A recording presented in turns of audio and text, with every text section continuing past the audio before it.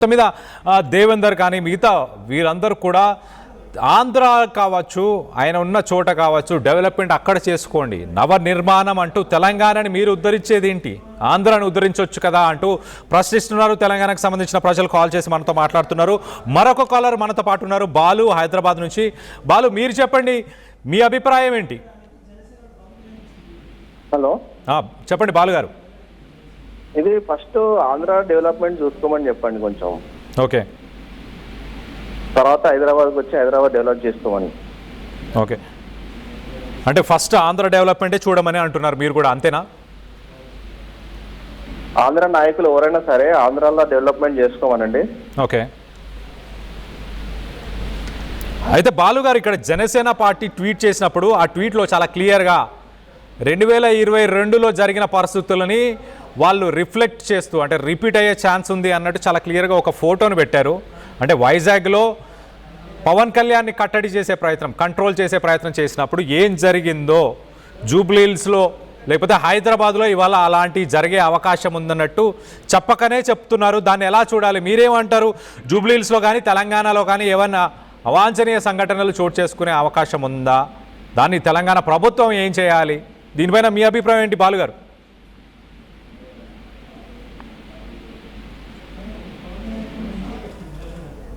Right, మనతో పాటు మరొక కాలర్ ఉన్నారు, రవీంద్ర.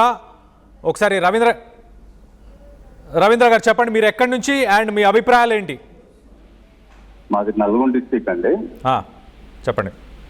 మా తెలంగాణ రాష్ట్రము ఏర్పడి దగ్గర 12 ఏళ్ళు అవుతుందండి. ఓకే, 12 ఏళ్ళు అవుతున్నాయి విజయవంతంగా. మాకు ఇక్కడ పరిపాలన మంచిగా జరుగుతుంది ఇక్కడ ఉన్న రాజకీయ పార్టీలతోటి.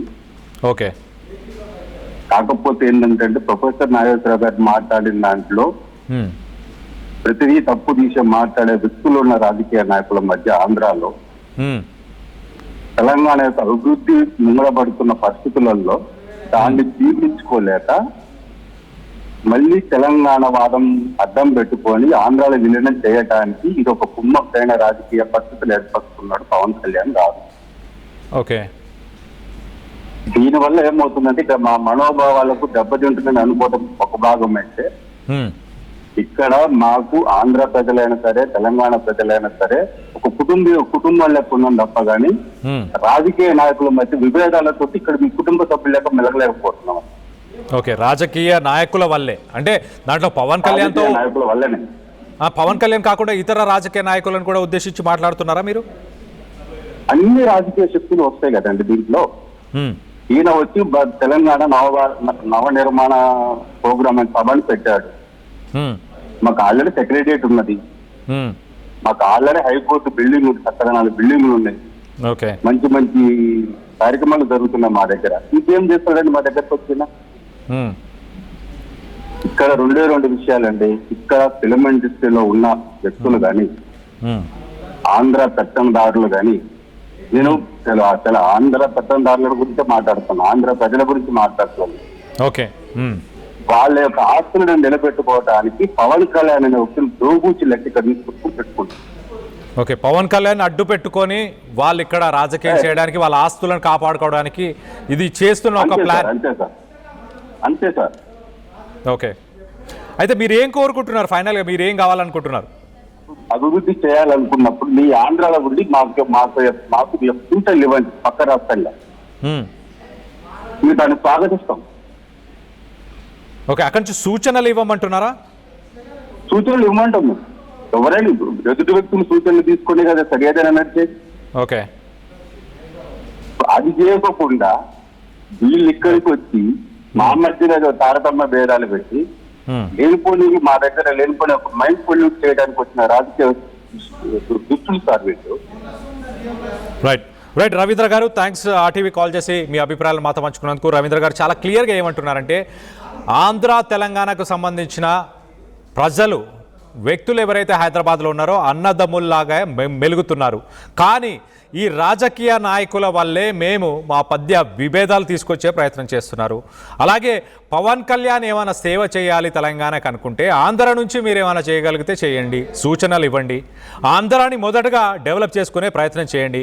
మాకు సెక్రటేరియట్ ఉంది, మా దగ్గర యూనివర్సిటీలు ఉన్నాయి, అలాగే మా దగ్గర కావాల్సిన ప్రభుత్వానికి కావాల్సిన ఆస్తులన్నీ ఉన్నాయి. మీరు వాటిని ముందుగా సమకూర్చుకొని తర్వాత తెలంగాణ గురించి మీరు ఆలోచించే ప్రయత్నం చేయండి. అంతే తప్పించి ఇక్కడికి వచ్చి మీరు రాజకీయాలు లేకపోతే తెలంగాణ నవ నిర్మాణం అంటూ మీరు సభలు పెట్టాల్సిన అవసరం లేదంటూ ఈ రవీంద్ర గారు కాల్ చేసి మనతో పాటు ఆయన అభిప్రాయాలను పంచుకున్నారు. మరొక కాలర్ మనతో పాటు ఉన్నారు, సురేష్, ఖమ్మం నుంచి. సురేష్ గారు చెప్పండి. సురేష్ గారు, మీకేమనిపిస్తుంది, మీ అభిప్రాయం ఏంటి?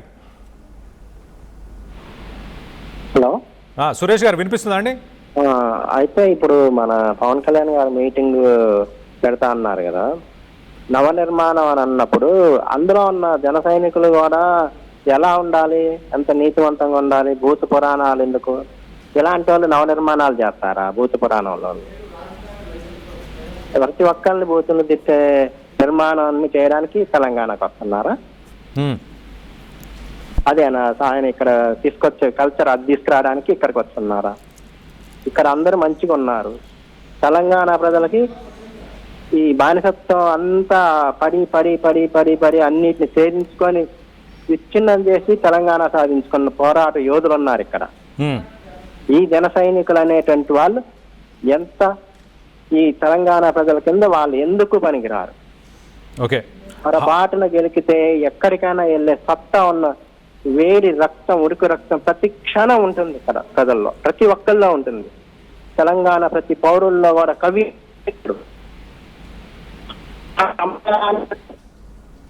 రైట్ సురేష్ గారు, thanks for calling RTV and మాతో మీ అభిప్రాయాలను పంచుకున్నందుకు థ్యాంక్ యూ. సో మొత్తం మీద తెలంగాణలో ఉన్న ప్రజలలో ఆ విప్లవ భావాలు ఉన్నాయి.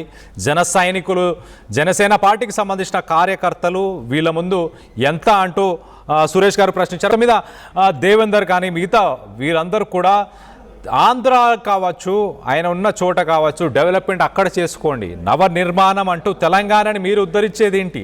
ఆంధ్రాని ఉద్ధరించవచ్చు కదా అంటూ ప్రశ్నిస్తున్నారు. తెలంగాణకు సంబంధించిన ప్రజలు కాల్ చేసి మనతో మాట్లాడుతున్నారు. మరొక కాలర్ మనతో పాటు ఉన్నారు, బాలు, హైదరాబాద్ నుంచి. బాలు, మీరు చెప్పండి, మీ అభిప్రాయం ఏంటి?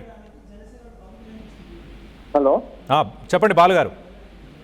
ఇది ఫస్ట్ ఆంధ్ర డెవలప్మెంట్ చూసుకోమని చెప్పండి కొంచెం. ఓకే, తర్వాత హైదరాబాద్కి వచ్చి హైదరాబాద్ డెవలప్ చేసుకోమని. ఓకే, అంటే ఫస్ట్ ఆంధ్ర డెవలప్మెంటే చూడమని అంటున్నారు మీరు కూడా, అంతేనా? ఆంధ్ర నాయకులు ఎవరైనా సరే ఆంధ్రాలో డెవలప్మెంట్ చేసుకోమనండి. ఓకే, అయితే బాలు గారు, ఇక్కడ జనసేన పార్టీ ట్వీట్ చేసినప్పుడు ఆ ట్వీట్లో చాలా క్లియర్గా 2022లో జరిగిన పరిస్థితులని వాళ్ళు రిఫ్లెక్ట్ చేస్తూ, అంటే రిపీట్ అయ్యే ఛాన్స్ ఉంది అన్నట్టు చాలా క్లియర్గా ఒక ఫోటోను పెట్టారు. అంటే వైజాగ్లో పవన్ కళ్యాణ్ని కట్టడి చేసే ప్రయత్నం, కంట్రోల్ చేసే ప్రయత్నం చేసినప్పుడు ఏం జరిగిందో జూబ్లీహిల్స్లో లేకపోతే హైదరాబాద్లో ఇవాళ అలాంటి జరిగే అవకాశం ఉందన్నట్టు చెప్పకనే చెప్తున్నారు. దాన్ని ఎలా చూడాలి, మీరేమంటారు? జూబ్లీహిల్స్లో కానీ తెలంగాణలో కానీ ఏమన్నా అవాంఛనీయ సంఘటనలు చోటు చేసుకునే అవకాశం ఉందా? దాన్ని తెలంగాణ ప్రభుత్వం ఏం చేయాలి? దీనిపైన మీ అభిప్రాయం ఏంటి బాలు గారు?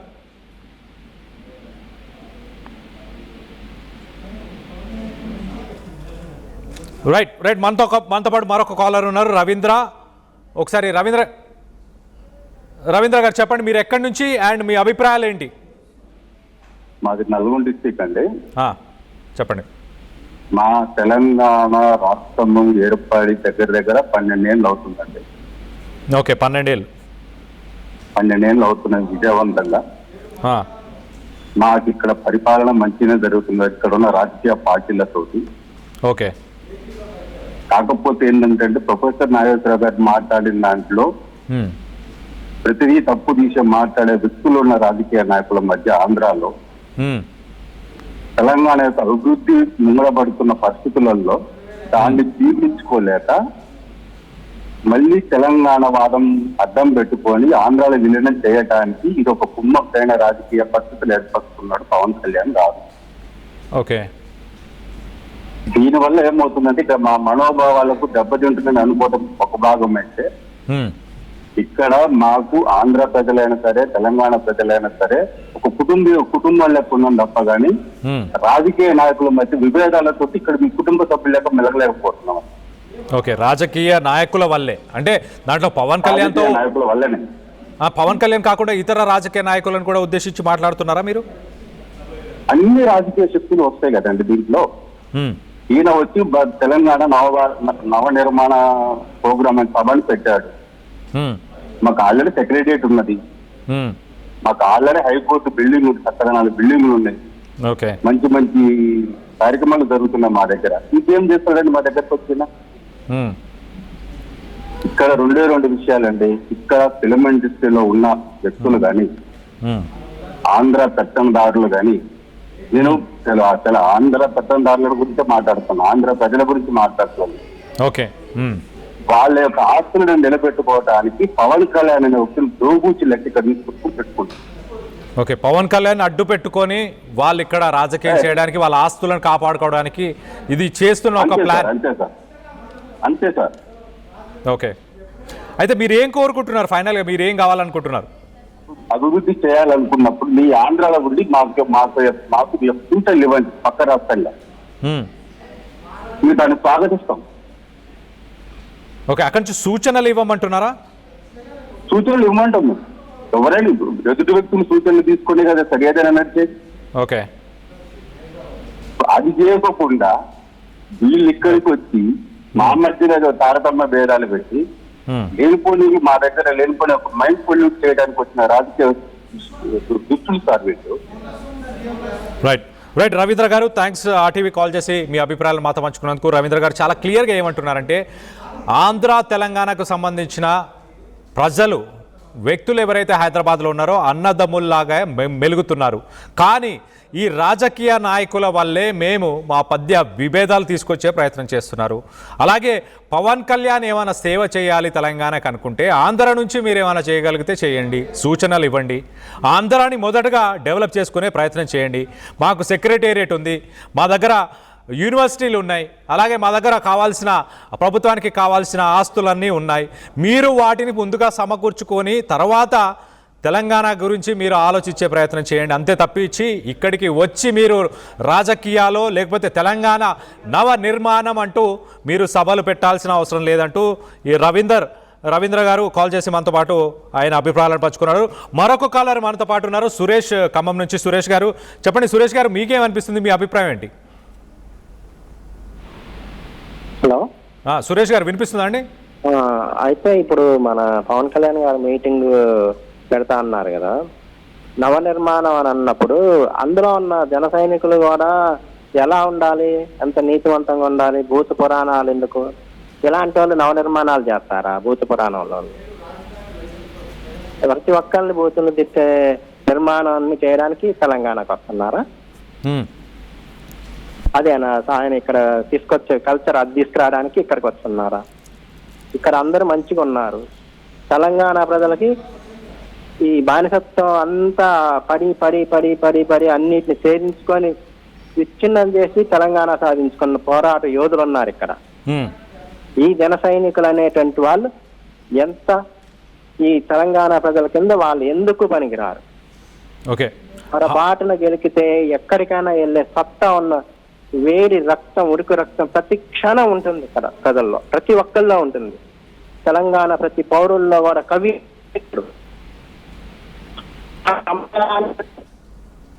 రైట్ సురేష్ గారు, thanks for calling RTV and మాతో మీ అభిప్రాయాలను పంచుకున్నందుకు థ్యాంక్ యూ. సో మొత్తం మీద తెలంగాణలో ఉన్న ప్రజలలో ఆ విప్లవ భావాలు ఉన్నాయి. జన సైనికులు, జనసేన పార్టీకి సంబంధించిన కార్యకర్తలు వీళ్ళ ముందు ఎంత అంటూ సురేష్ గారు ప్రశ్నించారు.